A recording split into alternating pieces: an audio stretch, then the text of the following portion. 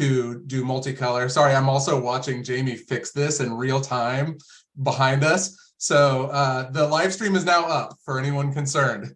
Good job, Jamie.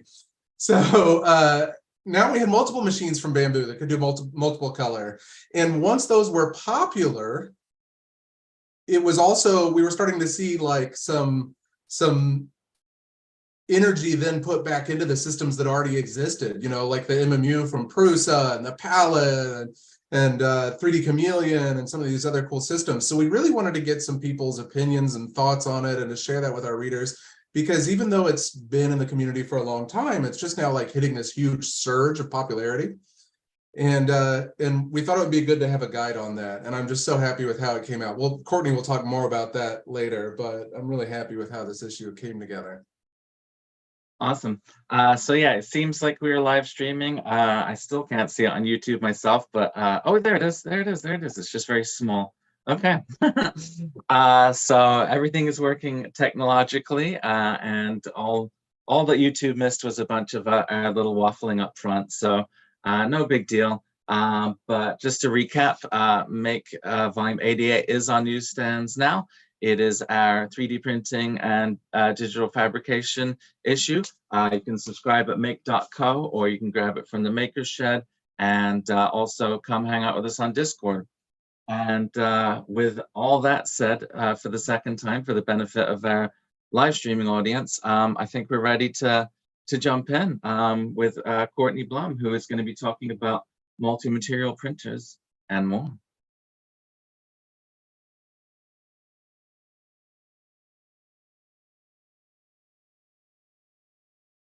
For anyone who hasn't seen the system before, there's a weird delay between when you hit the button to send someone in. Here we go. All right. Hey. Hello. Okay. Thank you for having me. So I guess, how did I get here to the point where I'm going to talk about multicolor printing and what a wild ride it's been in the past, what, year and a half? Has it been that long? Yeah, year and a half.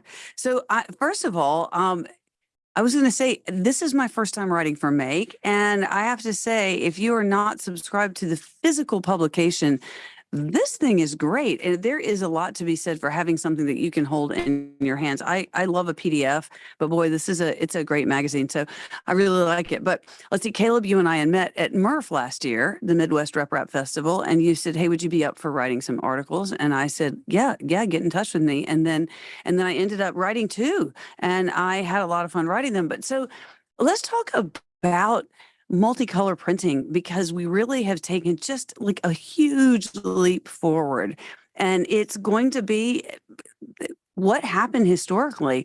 So there may have been IDEX printers, which you had two extruder heads, and it could do some multicolor printing in two colors to an extent. Prusa had their MMU, their multi-material unit, and that had reasonable success. I think it depends on how you configured it. The MMU1, not so much as the MMU2, but there are people who have it print consistently with it all the time and have been doing so for years and absolutely love it. But that was a smaller version of a smaller percentage of people. I know that I have the first Prusa I ever bought years ago. I was like, well, I need to do this multicolor printing. So I bought the MMU, but you need a lot of space for it. And I just didn't have, I mean, back here that you're seeing in blue and red, that is a solid concrete wall. And underneath there is dirt, because I'm in my basement. And so I just didn't have a place to put it. So it's still in the box from way back. But I wanted to do multicolor printing, because I remember when I was looking at getting our very first 3D printer, I was expecting color. And I remember thinking, what do you mean it only prints in one color? This doesn't make any sense. Surely we have all these plastics, McDonald's Happy Meals toys, and they're in just all these. How is it that we can't print in more than one color? And so I was personally on a mission to do multicolor printing.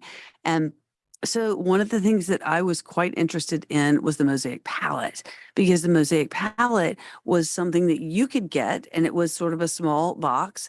And I got the palette too, because it would work with any printer. And that was very interesting technology, because the printer in a way was pretty dumb. It just would get the G code to print the model with a little bit of modification. And that modification was some pings and pongs back and forth to the palette to let it know where it was. But the palette and the mosaics software was what was really the huge intelligence behind there. And they were taking 4 and ultimately with the palette 3, 8 colors and splicing them together so that this printer, who really kind of had no idea what was going on, was just happily printing, and it turned out to be multicolor. And so that was sort of the edge of technology that I had seen. There were some other printers, like G-Tech has a 2-color and 3-color, and there were some other printers out there that would take and bring filament into a nozzle or have multiple heads, and they were multiple little ways that they could extrude color, and it was what filament would get there at the right time.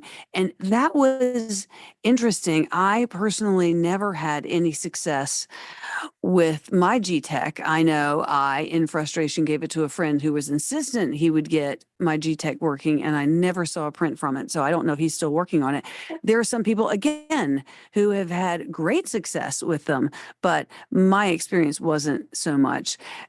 As far as the palette goes, the technology there was so much in that they had put into not only having the hardware that was able to bring in a filament, cut it, and then take it and take 2 pieces and push them together with just the right amount of heat and compression, and then cool it, and then move it on. And that was a lot of technology.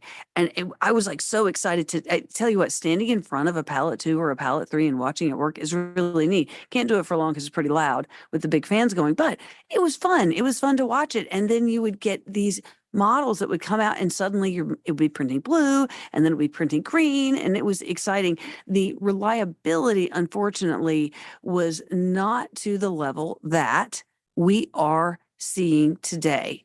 That was really turned on just its side when, out of the blue, suddenly content creators were saying, hey, I have this printer, by the way, it poops, which was another funny thing, right? And guess what? These models look gorgeous, and it's doing 4 colors right now, but I hear it can do up to 16 colors. We're waiting for a hub, and then sure enough, the hub came out, and there have been people who have done week-long prints of Mihai Designs. I know, I love watching Mihai. If you're not following Mihai Designs, he is such a fun guy to watch. But yeah, these week-long prints, and he's just one of many that are printing beautiful things with 4 AMSs with this bamboo printer that came out of nowhere. And I remember reading the information when they came out, and I thought it was so interesting because this team behind there, some of the original folks, the main folks are coming from DJI. They took all of the information they had. They looked at the mosaic palette. They looked from a speed standpoint at the Voron team, and Rat Rig, and wherever they could get that. And they were thanking all these groups and companies and saying, we took everything that you had and we wanted to see if we could pull it all together. And they sure did, because this printer was amazingly fast. It was printing in 4 colors, and it was printing accurately, and it just came out of nowhere, which sort of has taken the world of color 3D printing by storm. And it has, as good things often do, changed the landscape, because we are now seeing clones. We are seeing other companies that are coming out with AMS similar products, and it's just been so interesting to see. Now, there are other technologies like I'm not sure if we can see it. I have to point the right way because I'm mirror image. Here we go. Over here, I have a Prusa XL, and the Prusa XL is a different kind of technology. A Prusa XL has, in this case, not 1 extruder, but it has 5 extruders, and it can have 1, 2, 5. But instead of having to take filament, because we're still with the bamboo, we're still in that same point that we were back with the palette, and that was that we are sending 1 stream of filament and it's being printed. It's just how that filament is being managed behind the scenes. It was being done more accurately, more reliably with bamboo, but they're still doing switching out. And with 1 extruder, that caused a lot of waste, and there's no way around it. You're not going to be able to do it. In the melt zone of your extruder, of your hot end, in the melt zone, if you have blue and you want pink, you have to get that melted blue out. And so that's what happens with the poop from Bamboo's standpoint. Prior to Bamboo introducing the poop, generally what you would see is you would see something called a purge tower. And at the beginning of the article, sometimes, you do silly things at the beginning of the multicolor article. There is a big pile of purge towers. And I don't know why, but I saved them all because I thought someday they would be interesting. The one that is the most interesting to me is the one that is 1/2 kilo of polyalchemy elixir. It's the most beautiful solid block of filament I have ever seen. I will never get rid of it. It's a paperweight now. It would hold a door open in a large, powerful wind. But you had to do that in order to get a clean transition from one color to another. And we're still looking at that. And a lot of times I see people and they're very angry because of all this waste. But if you want to do multicolor printing and you want to do it with one extruder, you're going to have to somehow purge that waste out. Can you tune it? Absolutely. If you're going from white to light pink, you need to purge just a little bit. But if you're going from black to white, you've got a lot of pigment potentially that you need to purge out so that your white is actually the nice white that you want for the teeth or whatever's in the model. So a lot of technology came forward and companies were excited and people were excited. And I know I was a backer of Bamboo, and then they opened it up for if you wanted to pre-order, and I was like, yes, because we were able to not only print beautiful things in color, we were able to print them so much faster. Now I have, again, back there, I have a Voron 0.1, I have a Voron 2.4. And so I had some fast printers and was familiar with that. But combining that all into one package was pretty darn exciting. Now Anchor came out with the Anchor Make. And they said, we're going to have multiple colors.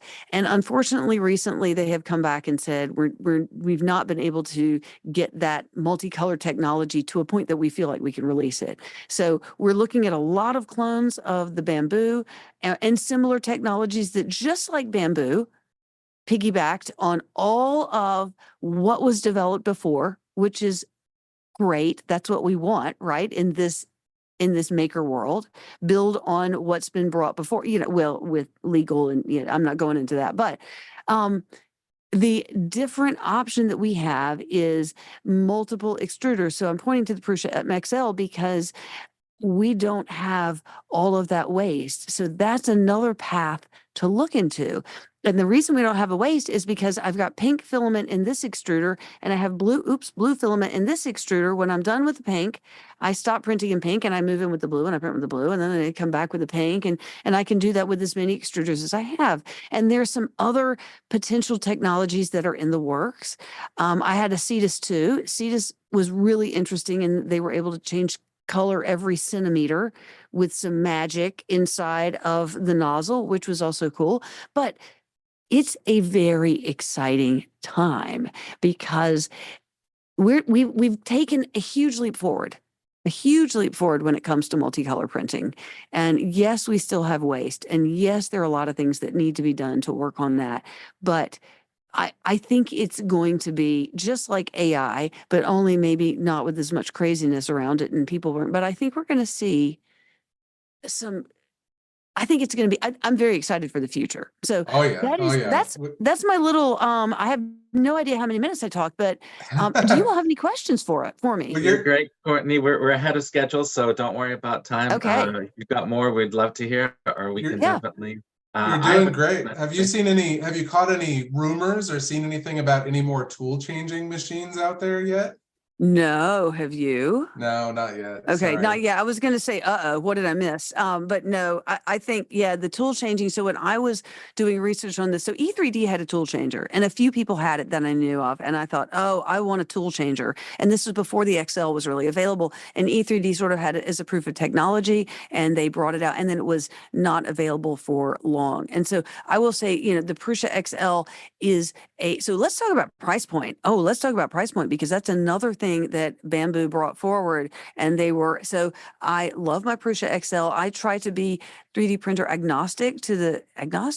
Is that right? No, is that the right word? I'm trying to not play sides because I think there's a lot of good technology. There's a lot of positives and there are negatives in any printer that you look at. And so that's something that I try to look at the good and the bad and not not pick sides. But from a price point, the Bamboo X1 Carbon, even their most expensive one when they first came out, was much more price competitive than the Prusa XL. And the Prusa XL was not releasing them yet. You couldn't get them yet. They were still, and they had supply chain things and they were working on lots of things. And they had a video come out recently that explained some of that. And I know they had some struggles to be able to release a printer that they wanted to release.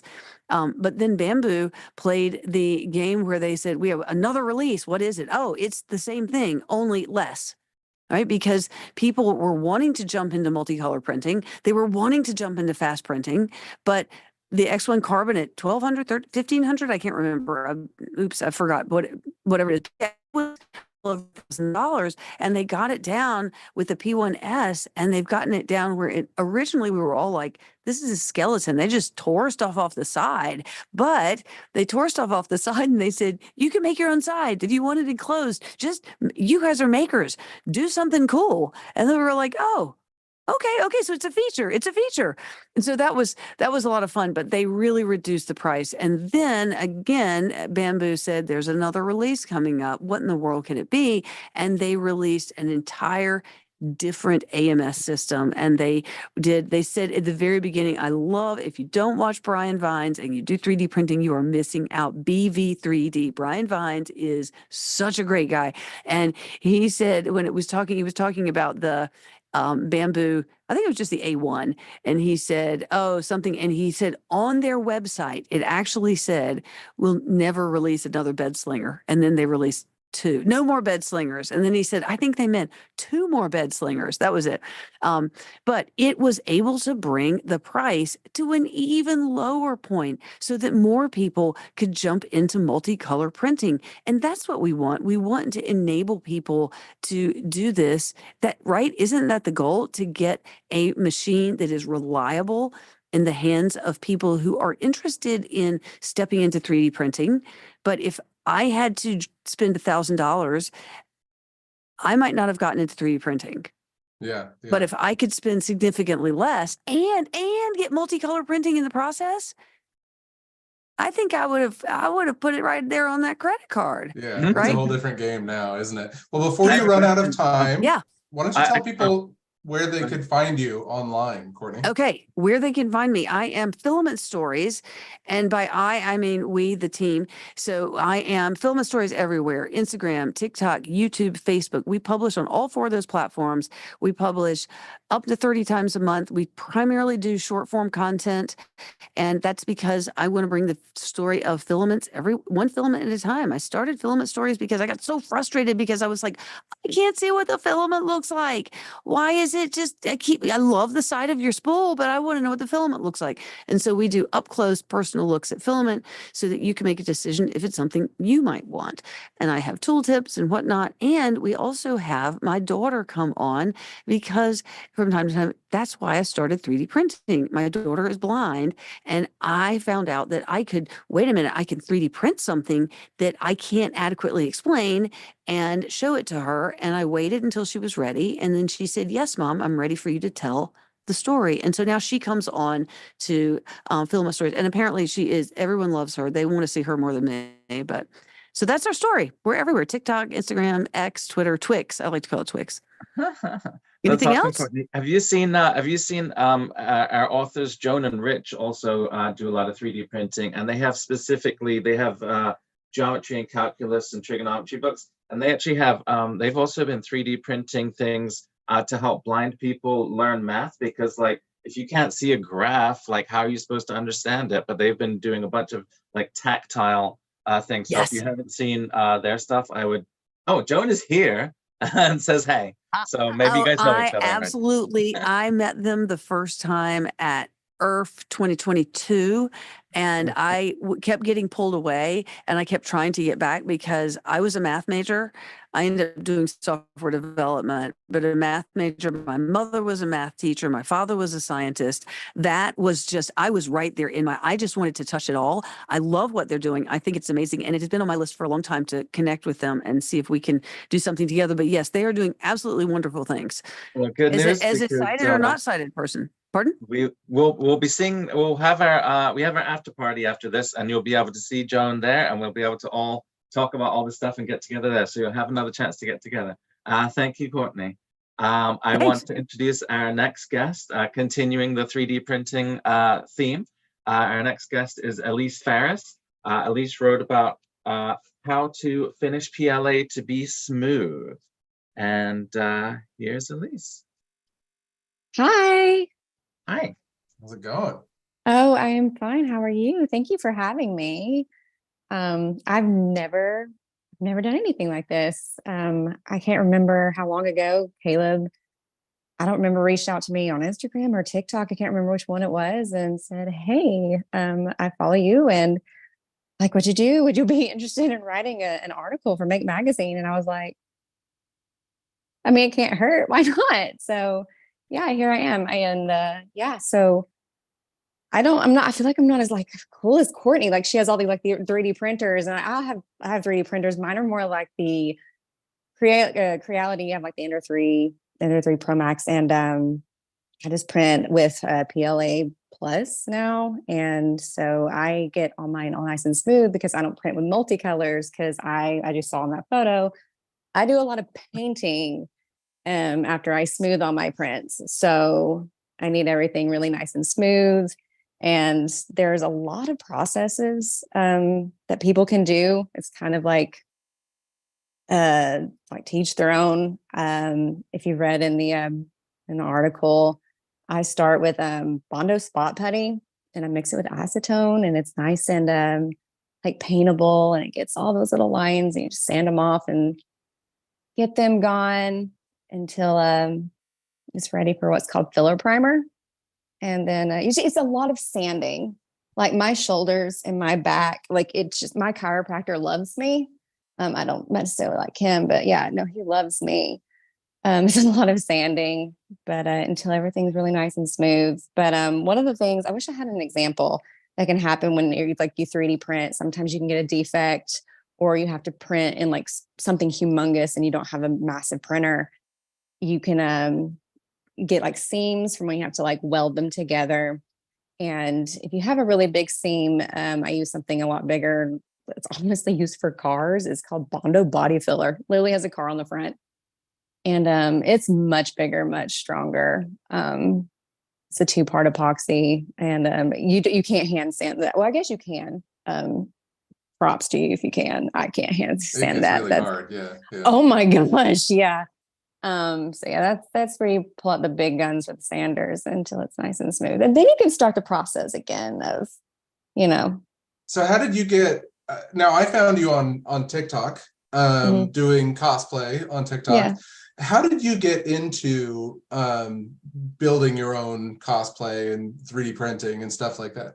Well, I mean, like we're just like this cosplay, like a group of us, and just met more makers and actual prop builders, and I was like, I don't know why I'm here. And I just learned from them, and then like the process of 3D printing came about, and I was like, we should do this. And my husband was like, okay. And then yeah, it was all downhill from there. So yeah, a lot of people think you can just 3D print your costume, but it takes a lot more work than that, right? It does. And people are like, don't get me wrong, if you're happy with how smooth it comes off with like the finest setting, it's perfectly fine. But even on the finest setting, there are still those little pretty, tiny print lines. And filler primer will humble you only when you do that first pass. So you're like, oh yeah, those are there. So let's get it smooth. But yeah, it's a lot of work. So did you have these skills before you started 3D printing, or have you had to figure out all of this? No, I'm just winging it. Like I am right now. I'm just winging it. like learning how to do all that, learning how to weather things. No, literally I just have to learn through tutorials. Like what I post now is like how I learned. And then I was like, okay, I want to keep doing this for other people. And so that's just kind of how my social media started, was like, okay, well, here's what I'm doing. And also how I mess up a lot. Cause I feel like a lot of tutorials you see, it's just, look perfect every single time. And I'm just like, it's no, absolutely not. I promise you, they probably cried 3 times in that process. So probably. So I've seen a lot of your stuff that's like helmets and like armor. Where are you getting these things? Are there websites for this, or are you designing them on your own? I have friends that will design stuff for it. I would like, it's just one of those things I would have time to. I would love to learn how to design, but I just don't. I luckily have friends that do. There's it's a website. It's called Thingiverse, and it's all free. And a lot of prints come from there. I can't believe that site is free. But yeah, I just make sure to always I love finding the people who make them on social media and be like, hey, I made your thing. Thank you so much. And then other than that, it's just like buying files from people. Etsy's a great place, or just finding other makers online, and they'll have their files for sale. And so I'm like, hey, can I have this? And they're like, absolutely. And I'm like, have my money. Thank you. You saved me a lot of time. Yeah. So we did have a question come in from John Lindell. He's asking, have you ever used UV cured epoxy on your prints? I have. I don't particularly love it. For me, I know a lot of people that do. It could just be a user error, but no, I don't. But I have tried it. It takes too long for me, like to sand it smooth for what I do. Like how I do it is super quick. Well, super quick. You know what I'm saying? Versus the UV. But I've seen people do it, and it works well for them. So, yeah. Nice. There's so many ways to do it.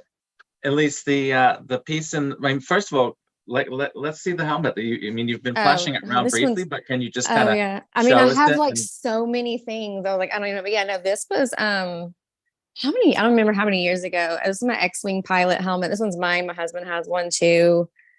But yeah, I think this was actually a free file. That was gonna be as if that was one of your free downloads. So can we see it close up? I want to see the finish. Oh, sure. I can't tell. It doesn't look 3D printed. It looks completely organic. Or visor goes in, and I hand painted everything. The those are stickers, but everything else is just like hand painted. My latest one, I don't have a visor in her yet, but it's Sabine. I'm trying to get her finished. She's 3D printed as well. Everything back here is 3D printed except for like the shield, but I don't know what everybody can see. Yeah, that's fantastic. And are those welded, or are those one-piece prints that you just? No, they're welded together. Okay. Because you said you had like a smaller Creality, it sounded like, so you're doing a lot of welding. Not a ton for my helmets. Some of them will give me some defects. This X-Wing pilot helmet, I can't remember how long ago it was printed in some separate pieces, but my husband, he has a bigger head than I do. So how he can print them, he knows my helmets 90% of the time will fit on the plate. His does not. It's just the nature of the game. I mean, it's just, I'm really unfortunate for him, but luckily I know how to fix everything. So, and make it look pretty. And so it works for us. That's hilarious. Yeah, I 3D printed a Lego space helmet from my then 3-year-old. But yeah, I don't think even that would fit on my 30 by 30 whatever. Right now for my best friend, you know Man Ray from SpongeBob? We're printing that for her. It is massive. I thought my Hela Goddess of Death thing was probably one of the biggest helmets I've ever printed. No, it's Man Ray. He's everywhere. We're still printing him. I'm like, I don't know how long this is going to take. I just completely underestimated it, but I think it's almost done. But no, it's massive. Caleb, is the thing to the side of you, was that 3D printed or was that CNC'd, or what was the process for this? This is Which my one? this is Oh, my yeah. wife's face that I Yeah. 3D scanned and I CNC milled it out of foam. And then I did a faux concrete finish on it. And I left the layers. I did not follow Elise's tutorial. I left the layers because I wanted the look of like it was like part of an old building. Yeah, I think it looks almost like a organic. gargoyle. Yeah. So No, that that's looks my great. wife. That's my wife there in I my love background. that. Yeah. We were just talking about big heads, so I thought it seemed germane to the discussion. Yep. She likes to keep me company there. Any I other think she questions? likes to watch you. Yeah, I'm sure. she's always looking over Caleb. Any other questions for Elise from the audience? I've also been watching the YouTube and Facebook comments, trying to answer things there. This was an older one, perhaps for the previous segment. Someone said any technology with clear filament and only adding pigment in the melt zone.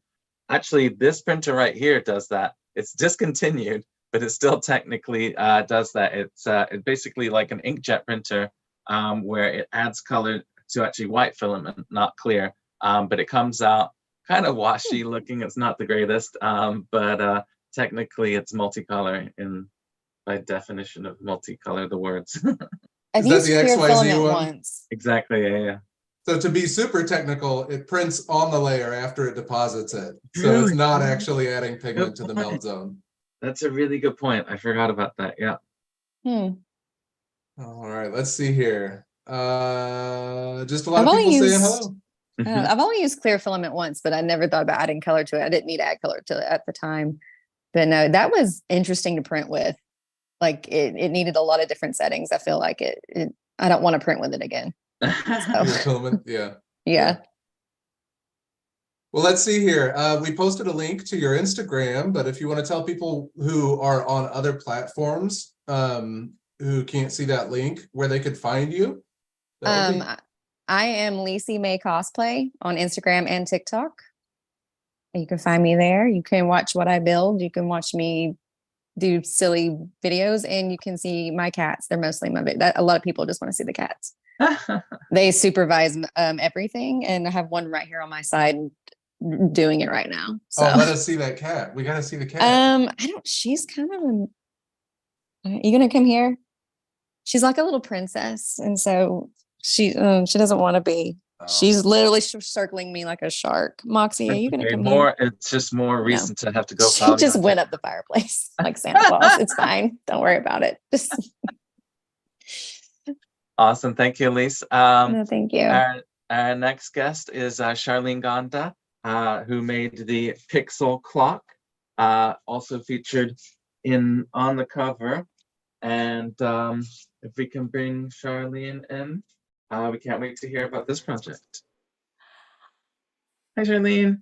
Hello. Oh my God, I'm so happy to be here. We're happy to have you. Tell us about pixel clock. Yeah. Okay. So maybe I'll tell you a little bit about me, and then I can tell you what I wrote about. Even better. So I'm Charlene. I was. Well, I like to describe myself as a coder by sunlight, maker by moonlight. I like to make things that are glowy and mostly to bring delight to someone's day. That's kind of the goal always. Not always, I guess. But so I have these periods of obsession where I sort of go deep into researching something that like catches my interest. And that happened to me recently with Dieter Rams. So I think that's how you pronounce his name. This designer who designed a lot of the products that the company Braun produced. And I just thought that all of those products were so well designed, and not only did they look aesthetically pleasing, they also had sort of like an underlying reason why each part was the way that they designed it. And it just like the simplicity of it, and sort of like the minimalist industrialist look, but also like not cold, not clinical. It was just like amazing.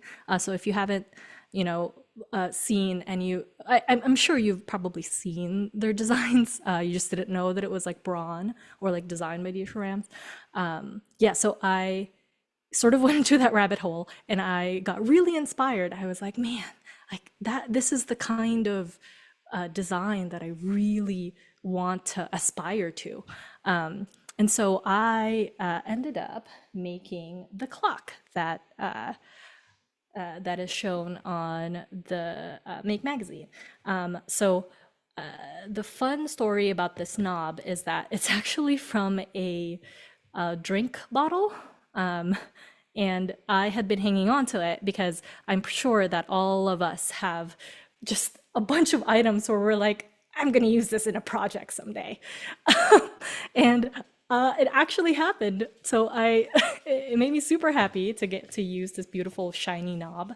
And the idea of the clock is that it's super personalizable, right? So everyone experiences time differently, but mostly when you get a clock, that's kind of it, right? Like it's not super, you can't like customize how it looks or like how it functions. So that's kind of what my goal here was to sort of really make a clock, not just like, configurable, but like really personalizable. So this thing runs in CircuitPython. And I find CircuitPython to be one of the easiest ways to change code on a hardware device. And it has a little speaker, it has a little accelerometer, has a few modes. This is like a little audio visualizer. And the reason why I made a little audio visualizer is because there's been so many times when I would be in the office and I would have my headphones on and I would not realize that my music was playing through my speakers instead of my headphones. So there was one time I was in a small office and I kept turning up the volume because I couldn't hear it through my headphones. And finally, my coworker across from me just like waved her hand at me, and I took my headphones off, and everybody like started laughing. But it was fine. I was playing smooth jazz, so everybody was vibing with it. So the hope is that, maybe this will let me know if that happens again. I'm not sure, but it's really pretty to look at. And then the other thing, oh, oops. I don't know if this is gonna work again. There we go. And the other thing that I did here is, I'm gonna unplug this because it's been charging, is I'm gonna go back to the clock mode. There we go. It's also an alarm clock. I can't show it because the time has passed that it's programmed. You can only program it I've programmed it to ring at 6 p.m., which is totally not the correct time right now, but we're gonna ignore that. It's 6 p.m. somewhere. But yeah, if I put because it has an accelerometer in it, if I put the clock in this orientation, now it's a timer. So you can see that I can increase the amount of time that it's going to count. And then if I press this button, it'll start blinking, and every box represents 1 minute. So it'll keep blinking once per second roughly. And then when it's done, it has like a little animation. It's a little bit too, I guess we can wait for like 1 minute to see what'll happen. But yeah, that's kind of all I've done with it so far. It has an 8x8 matrix, so you can really display anything you want in there. And I feel like I'm just barely scratching the surface of what it can do. And yeah, and I can open this up real quick. Actually, I don't know if I just broke it, but I can open this up real quick, and you can kind of see like what it looks like on the inside. It has a lot of space. So if people wanted to add motors and like other things in there, I feel like that's totally possible. And I've obviously made the code and the 3D printed case itself available online as well, so you can definitely download that. And yeah, this was just like such a fun project. I'm so glad I got to write an article about it at Make. And yeah, I kind of want to see more people personalizing their own clocks. I have some questions, Darlene, and also if Yeah. other people have questions, please Yeah. do post them in the Q&A. But the first thing I noticed when you brought up the camera was how perfectly the LEDs are diffused. What's going on there? Explain that. Like, it looks Yeah. amazing. Like, Yeah. usually those would just be blaring out and you wouldn't be able to see like the detail. And I can't understand, what are you doing that's making that so good? So this is kind of the magic. So this is a model that I had remixed from the Ruiz brothers from Adafruit. They actually have a project that has like sort of uses this 8x8 grid. And all it does is it sits on top and it guides all of the individual LEDs to like, so, well, it isolates every single LED. And then the diffusion layer that I'm using is this material. It's called black LED filament. Yes. Or sorry, black LED acrylic. Yeah. And the great thing about it, this is like one of my favorite materials. The great thing about it is that it stays opaque. Like you can see that it's basically opaque until light is shining through it, and it doesn't modify the color of the light when it shines through. So it's kind of magical because it's this sort of like dark material. You don't think that light will go through it, but it does. And it has like this matte side and the shiny side.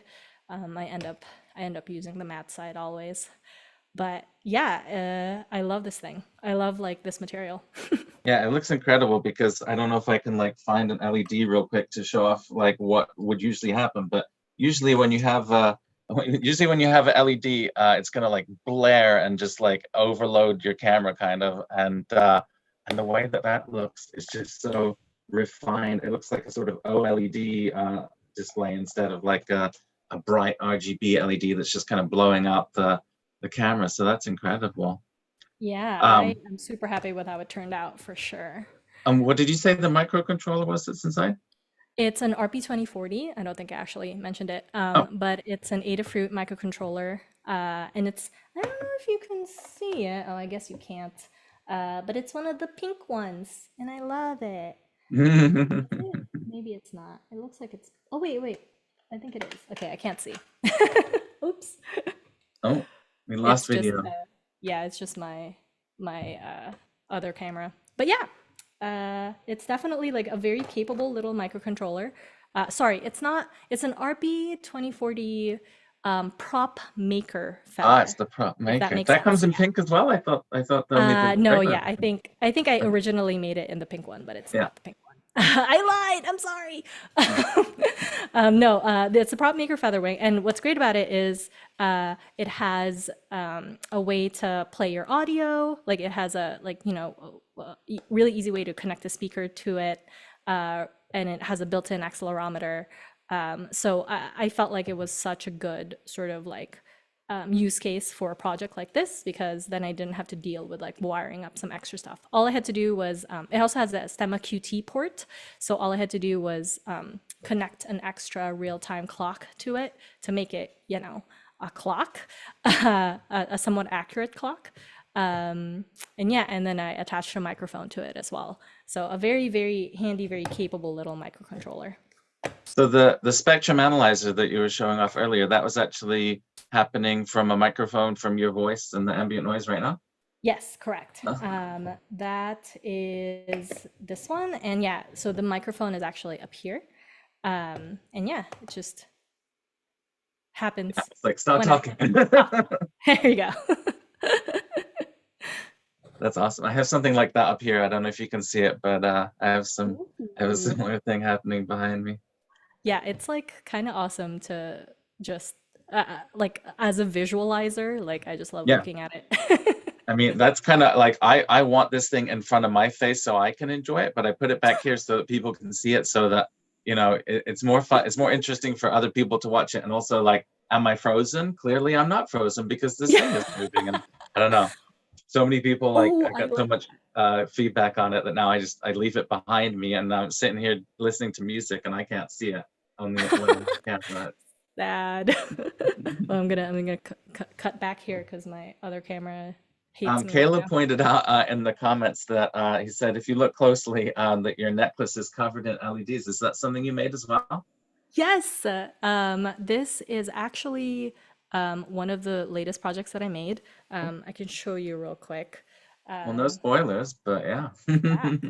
Um, this is a Viking knit necklace. So have you all ever heard of this technique called Viking knit? I have not. Explain it to me. Yeah, so it is a method of weaving metal wire so that it makes this sort of like hollow chain almost. And it was my first time trying it. I think I could have probably, I feel like it's gonna be my first time. It's gonna be imperfect, but that's okay. But my brain is always like, what if I put an LED on it? And that's kind of what happened here. This clasp is a little finicky, but it also, so there's a little clasp here, and then this has the LED filament, also from Adafruit actually. They call it LED nudes. But you get this like beautiful 360-degree glow. This is a little bit blowing up in the camera, but Yeah. it is still like a really great effect. In person, you can kind of see this like string of LED, string of like light just like in the middle of it, and it's kind of amazing. But yeah, I'm very happy about it. Thanks for asking.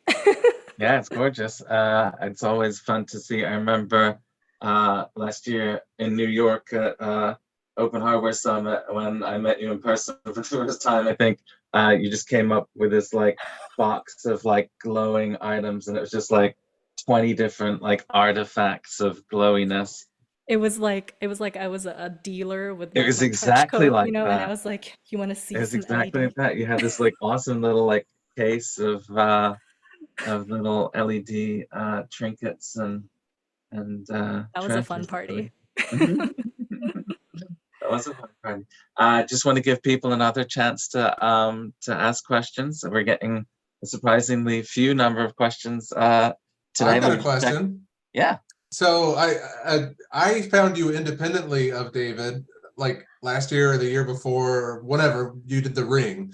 And I've been following you along on Instagram. If any of you can see our chat, it's linked there.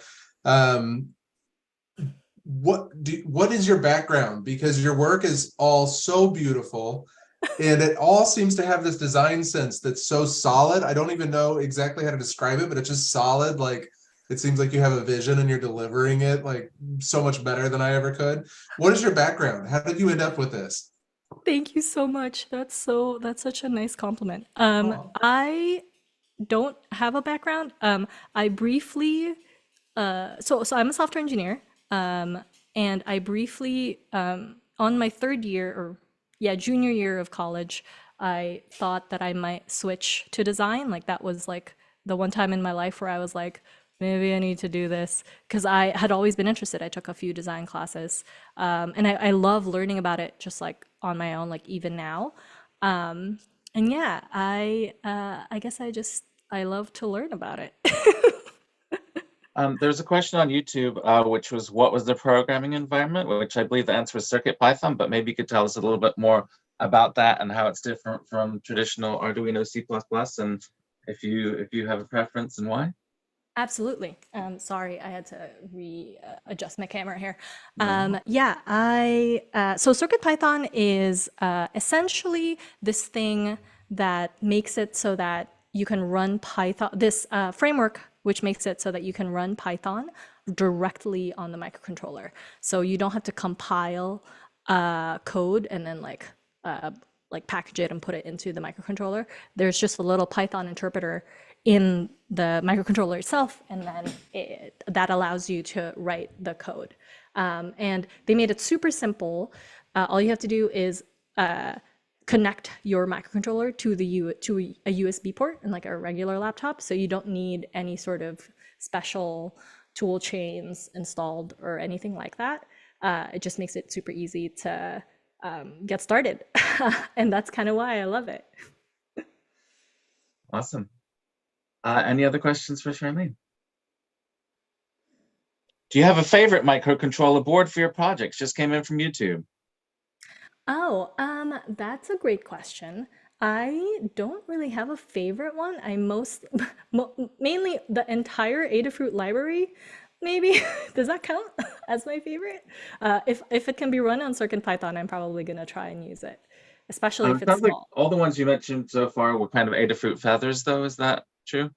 Yeah. Yeah, I do love the feather form factor. Although lately I've been really in love with the Cutie Pie form Mhm. factor as well, because it's small and I've been tending towards a lot of like jewelry pieces. So like the smaller the better. But yeah. This is kind of a random question.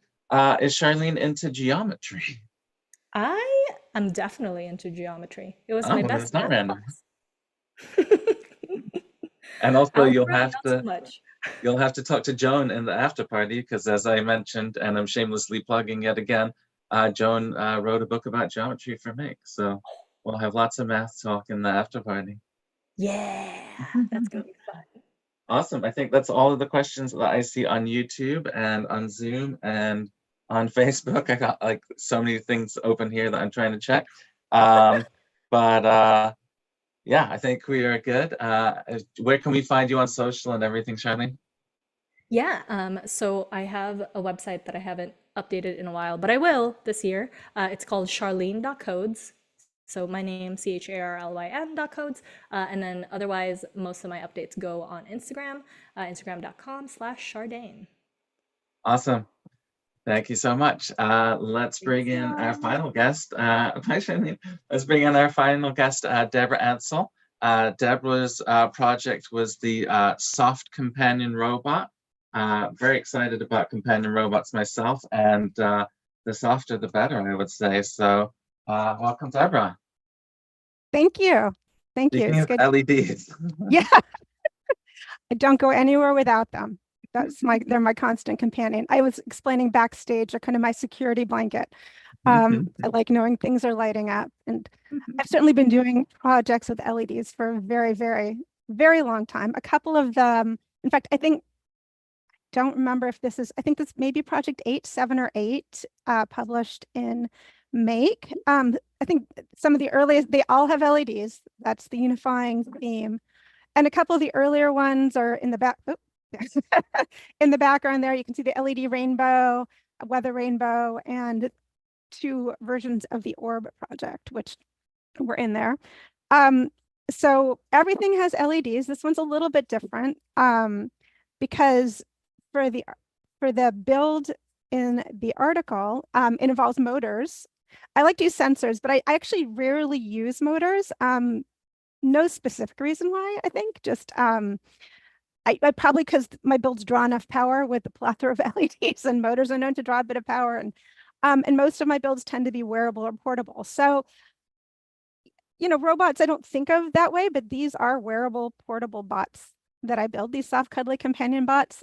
And I really like this project a lot because it brings in techniques from a large number of different kind of making skills. So there's sewing, there's electronics, there's LEDs, there's some design, there's all sorts of, there's 3D printing a little bit in this one, but now, as you can see kind of by my background, and there's a little inset in the article that shows, even though the article is about how to build Rosie, the Radiant Robot companion bot, I actually used similar techniques to adapt a number of stuffed animal patterns to be soft companion bots.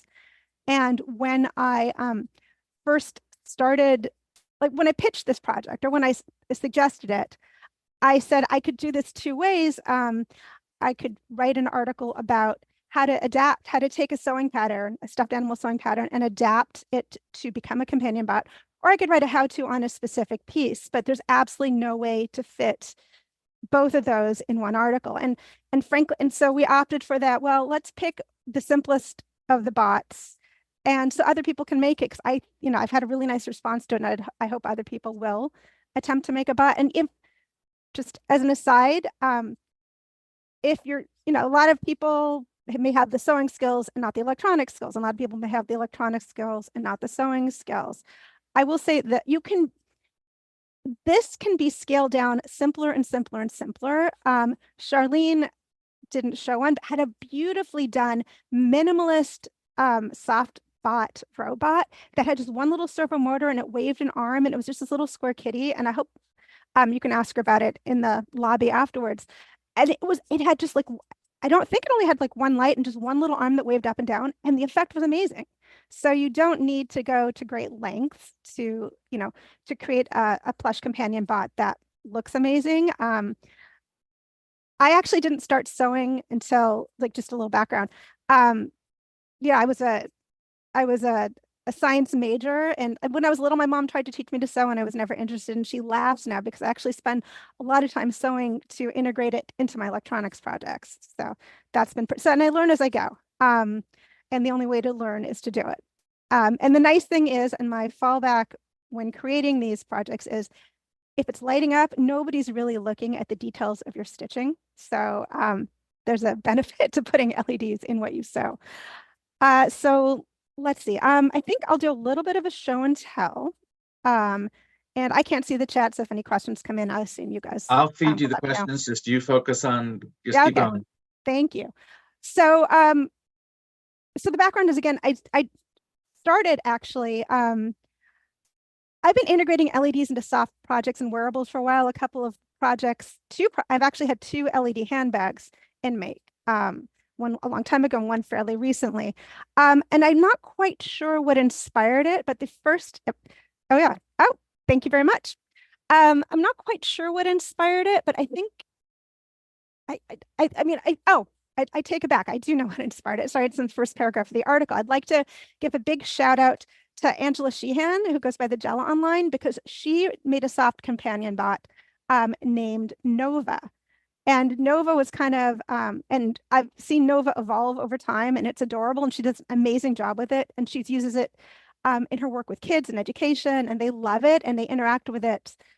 It really does feel like a living being when you're interacting with a bot. It's very strange. She gets great feedback. And so she's brought Nova to a couple of conferences, and she's very inspirational. And I also am friends with Jorvan Moss, Jay, who's on your cover, and he does companion bots too. They're not soft ones typically.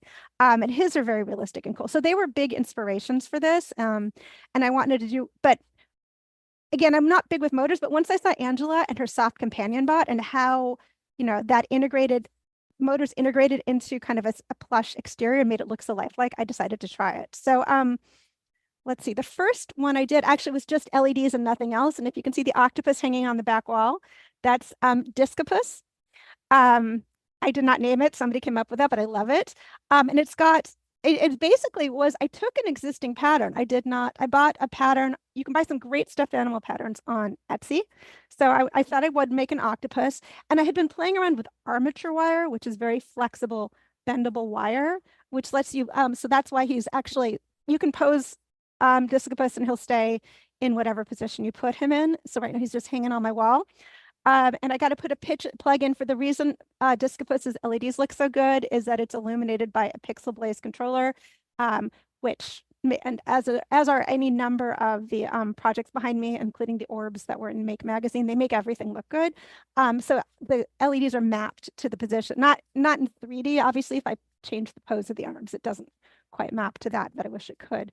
So Discopus was the first, and I really liked it, and it was posable and fun and plush and cuddly. And then I decided to go for kind of a motorized look. And then I actually got ambitious. This was actually the second. This is Karma sitting on my shoulder. Karma was actually the second bot I built because I I loved the way Angela wears her. Hers is a dragon. Technically, I think Karma is a chameleon.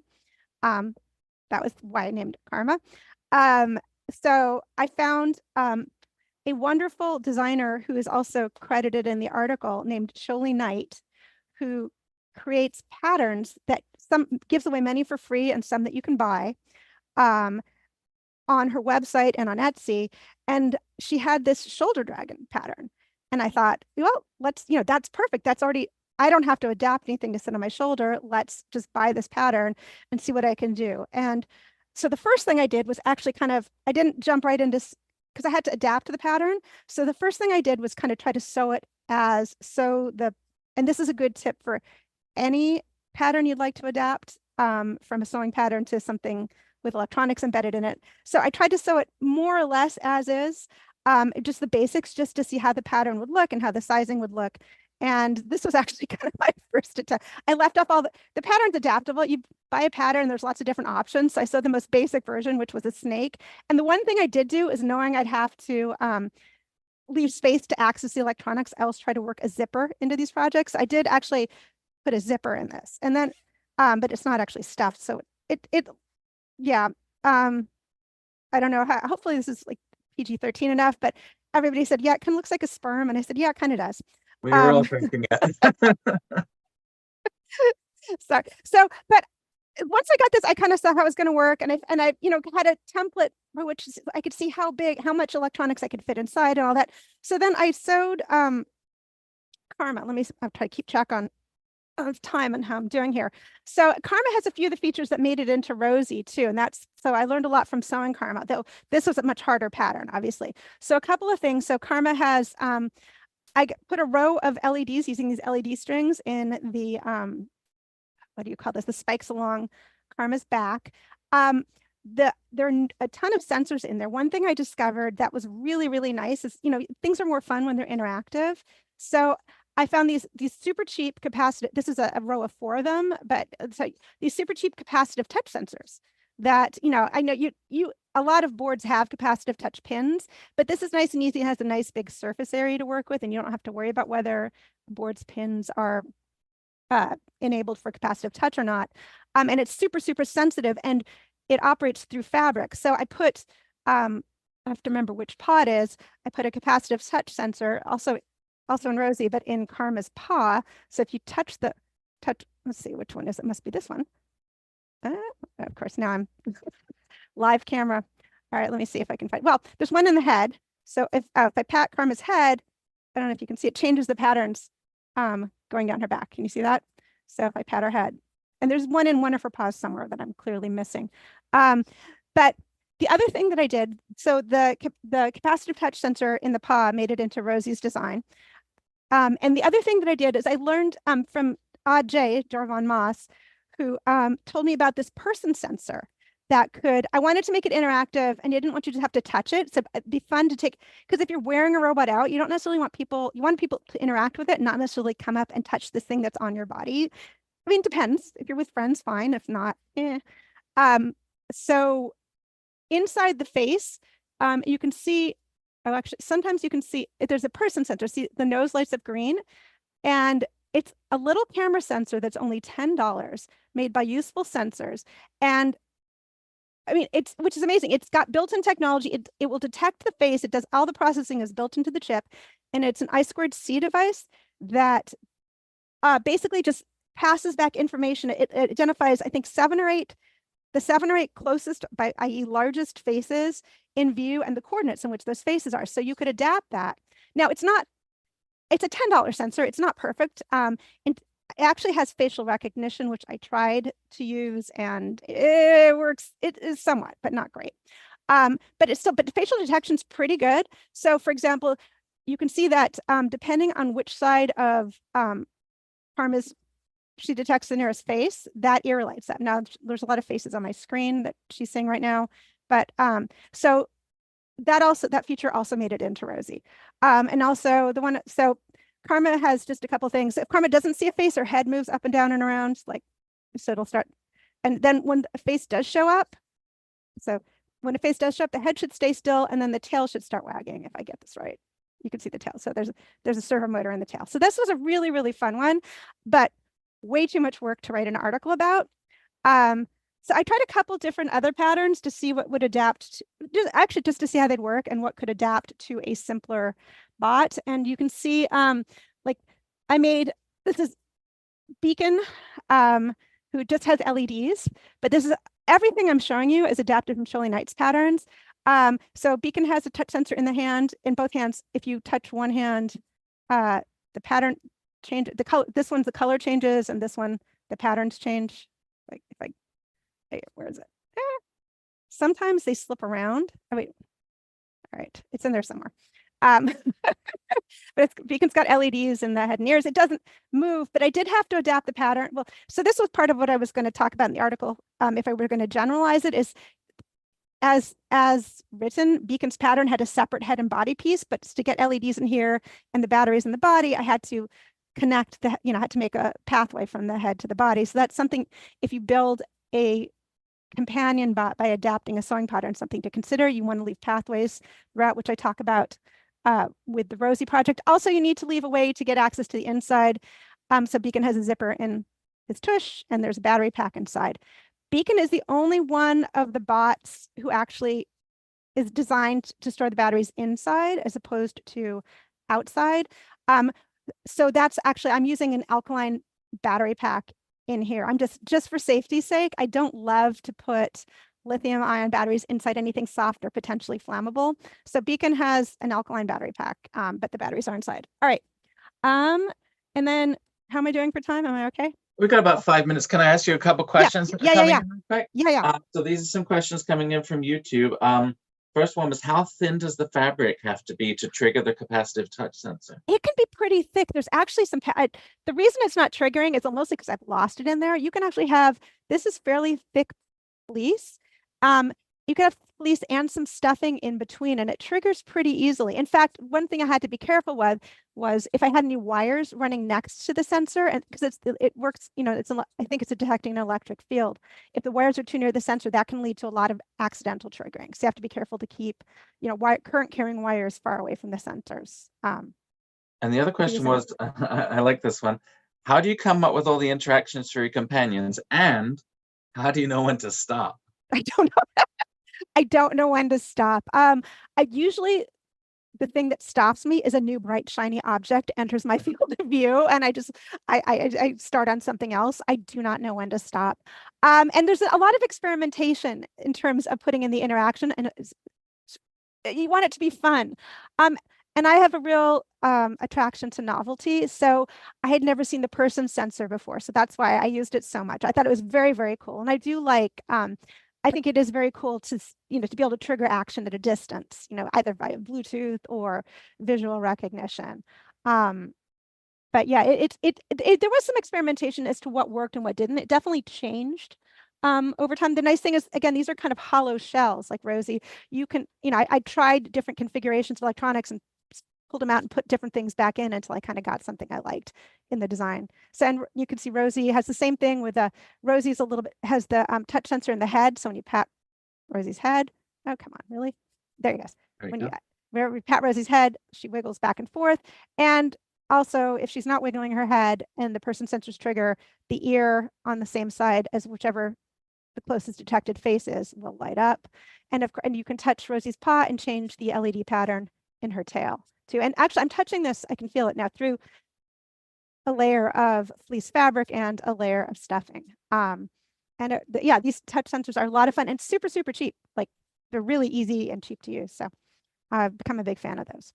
I'm gonna recycle a question from Charlie's segment, which is what microcontroller is being used, what programming language, and what is your favorite dev board?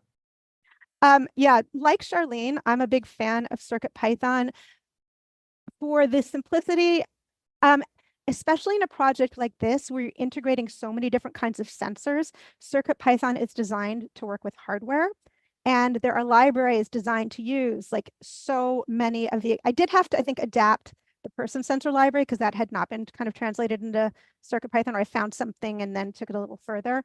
But for things like capacitive touch and the motors, especially the motor, CircuitPython is a great language. And the board I used, I leaned towards like Feather, just standardized size boards. So I like Feathers and also Cutie Pie sized.